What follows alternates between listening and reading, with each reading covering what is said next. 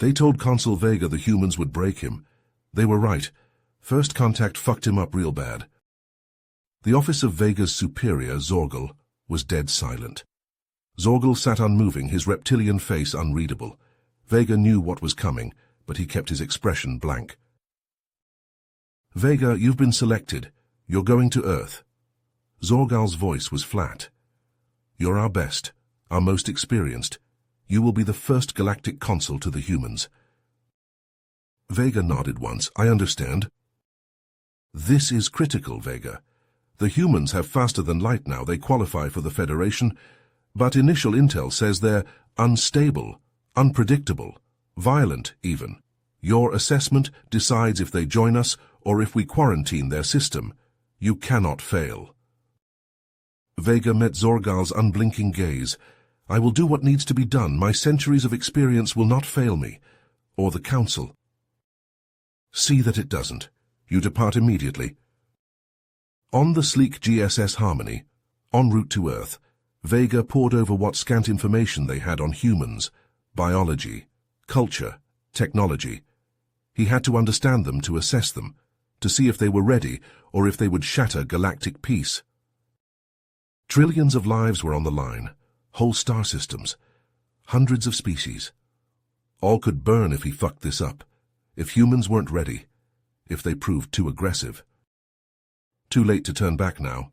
He was committed. Success wasn't an option, it was the only option. The Harmony blazed toward the pale blue dot that would change everything. As the Harmony slowed on approach to Earth, Vega peered out the viewport and got his first glimpse of humanity's homeworld. Oceans of blue dotted with swirls of white cloud, verdant green continents crisscrossed with sprawling cities. It was breathtaking. The ship docked smoothly, and Vega stepped out onto the landing platform to be greeted by a small human delegation. At the front was a young man with an easy smile and confident posture. He strode forward and extended a hand. Consul Vega, welcome to Earth.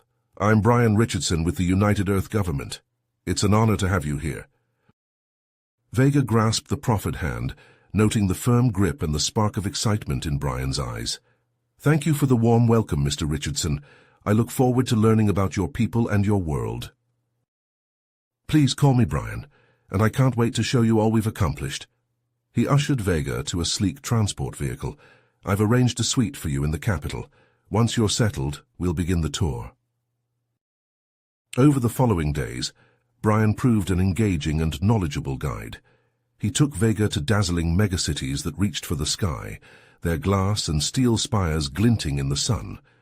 They visited massive agricultural complexes, the likes of which Vega had never seen, capable of feeding billions. And the research facilities were astounding, showcasing humanity's relentless pursuit of scientific advancement. But what struck Vega most was the sheer diversity of environments humans had adapted to. From the icy wastes of the Arctic to the sun-baked dunes of the Sahara, humans had found ways not just to survive, but to thrive. It spoke to a species-wide tenacity and ingenuity that Vega found quite remarkable. Your people have spread to every corner of your world, Vega observed, as they flew over a settlement nestled in a rugged mountain range, and reshaped those corners to suit your needs. Brian nodded, pride evident in his expression. It's in our nature to explore, to innovate, to test the limits. We're always pushing to see what's over the next horizon, you know? As they talked, Vega came to understand just how far that drive had taken humanity. Faster than light travel was only the beginning. The humans had made great leaps in energy production, materials engineering, computing, and more. Brian was especially excited to show off their latest triumph. Clean, safe, virtually unlimited power, he said, gesturing to the compact fusion reactor that could supply an entire city.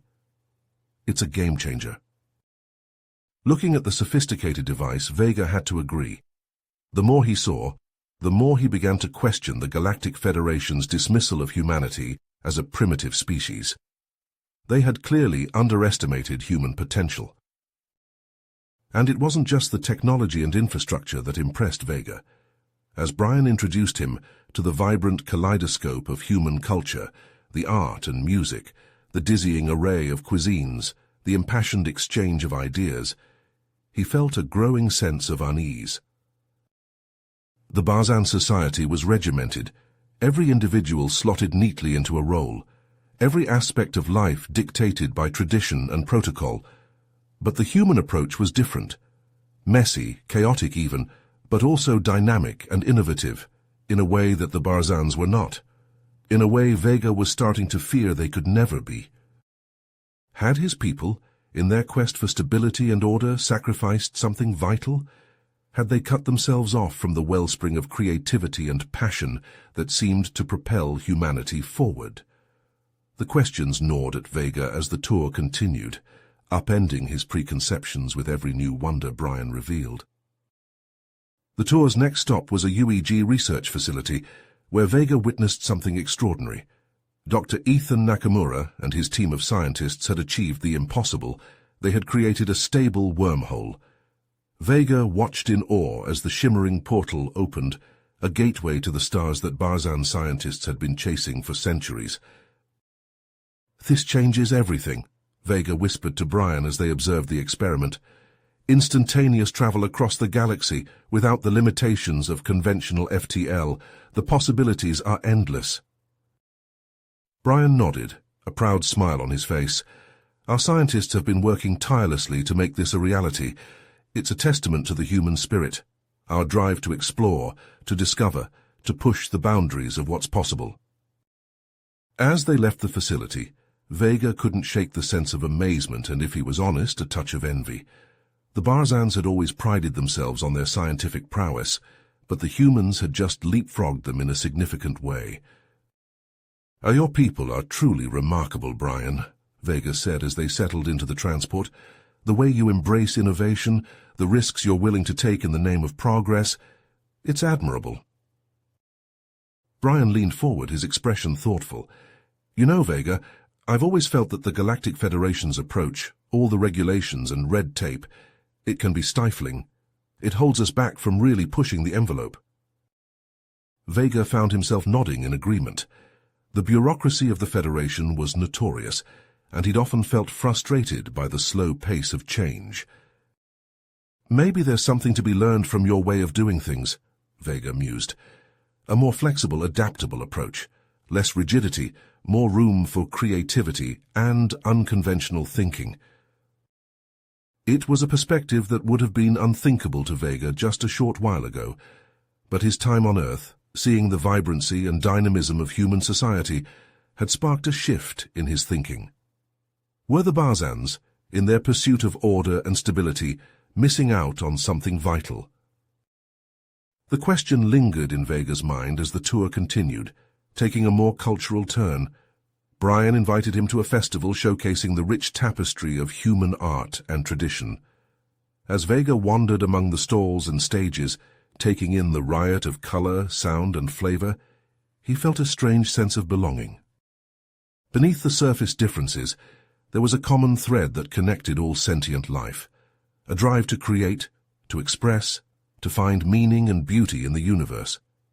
And as he watched humans from all walks of life come together in celebration, Vega began to envision a different kind of Galactic Federation, one that didn't seek to impose a single model of development on all its members, but instead embraced and uplifted the unique strengths and contributions of each species. A federation that didn't just tolerate diversity, but actively celebrated it. It was a tantalizing vision, one that would require a fundamental shift in thinking.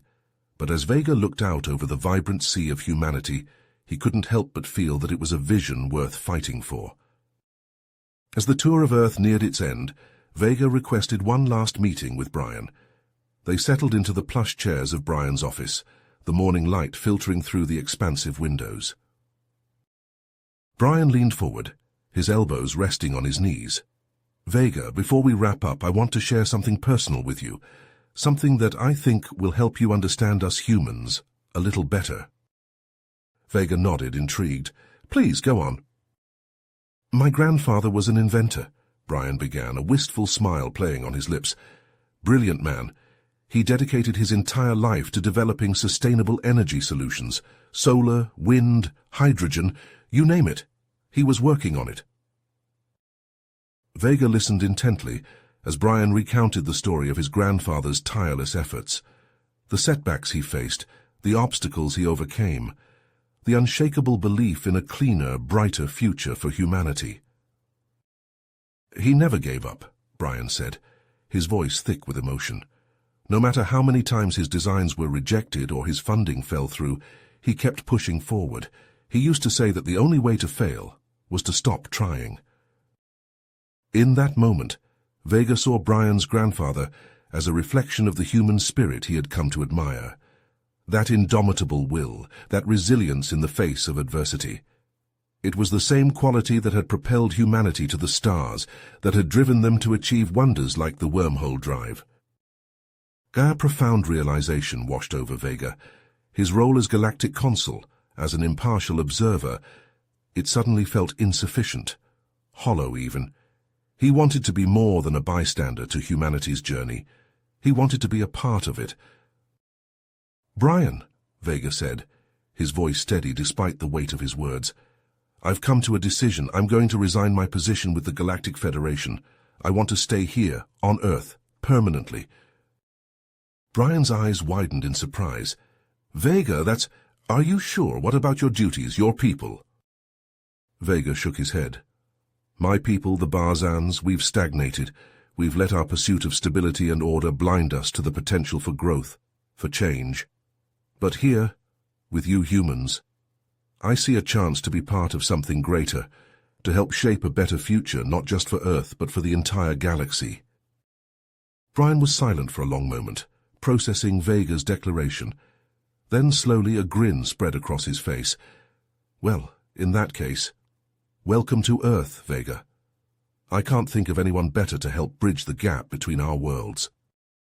They spent the next hours discussing logistics, the paperwork for Vega's resignation, the process of integrating into human society. Brian promised to smooth the way as much as possible. Later, alone in his quarters, Vega sat down to compose his resignation letter. The words flowed easily as he outlined his reasons, his belief that the Federation needed to evolve, to embrace a new paradigm of cooperation and mutual respect. He wrote of humanity's potential, of their unique blend of ingenuity and determination, how they could be not just a member of the galactic community, but a guiding light. As he prepared to send the message, Vega felt a flutter of nerves. His decision would be controversial, to say the least. His fellow Barzans would be shocked, perhaps even disgusted. But beneath the trepidation was a sense of rightness, of purpose. He was charting a new course, not just for himself, but for the future of the galaxy. With a deep breath, Vega hit send. Let the chips fall where they may. News of Vega's resignation spread like wildfire through the Galactic Federation. On Barzan, the reaction was swift and fierce. "Did you hear about Consul Vega?" Krelnak asked his colleague Zorgal as they walked through the halls of the Barzan Council chambers. Zorgal nodded grimly. "He's abandoned his post, resigned and decided to stay on Earth permanently." Krelnak shook his head in disbelief. "I can't believe it, Vega of all people. He was always the model of Barzan propriety and discipline." "The humans have clearly corrupted him," Zorgal said, his voice tight with anger. "Filled his head with their chaotic, undisciplined ways. He's lost sight of what it means to be Barzan." Around them, other Barzans whispered and murmured, their tones ranging from shocked to outraged. Many expressed a sense of betrayal, that one of their most respected diplomats would turn his back on his own people. But there were other whispers too, more questioning in nature. Some wondered if perhaps Vega had a point, if the Federation's rigid adherence to tradition and hierarchy was holding them back.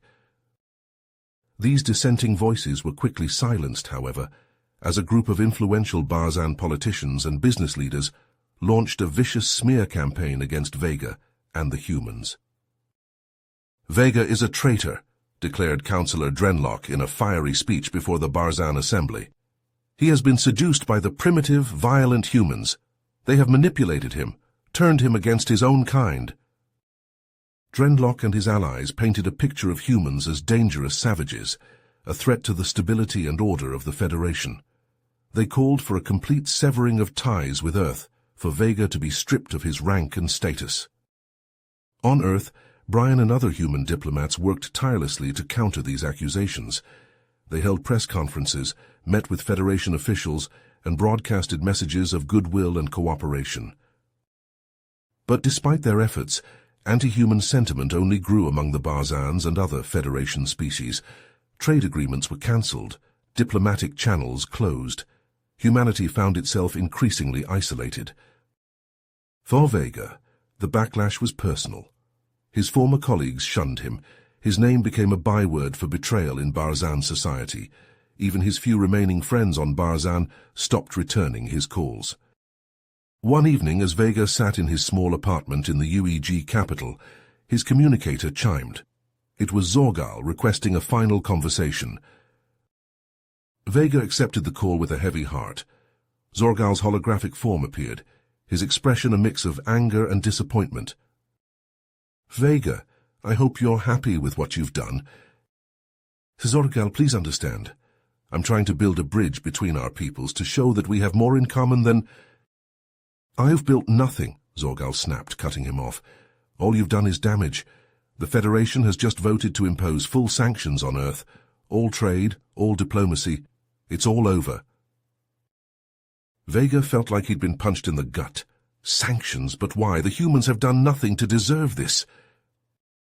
"You've left us no choice.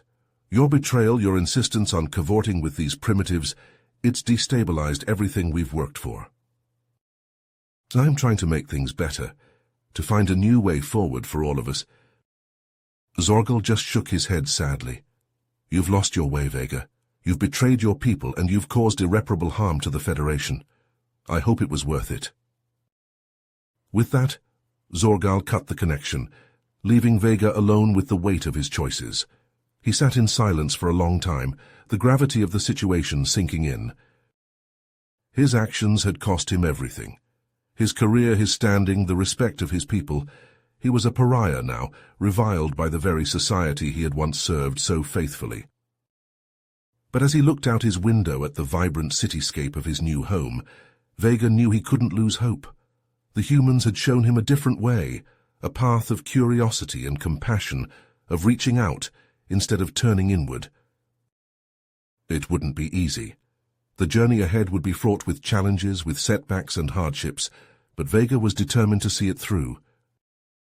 For he knew that his presence here, his willingness to stand with the humans even in the face of opposition, could be a beacon, a light in the darkness, showing that cooperation and understanding were possible, even between the most different of species.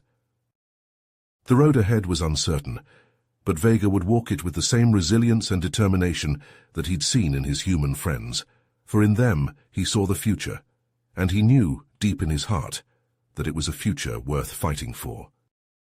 You have reached the end of the story. If you enjoyed this story and want to support us, please leave a like and subscribe to our channel, and for every comment that says 88, I will heart every single one of them. Thank you for your time.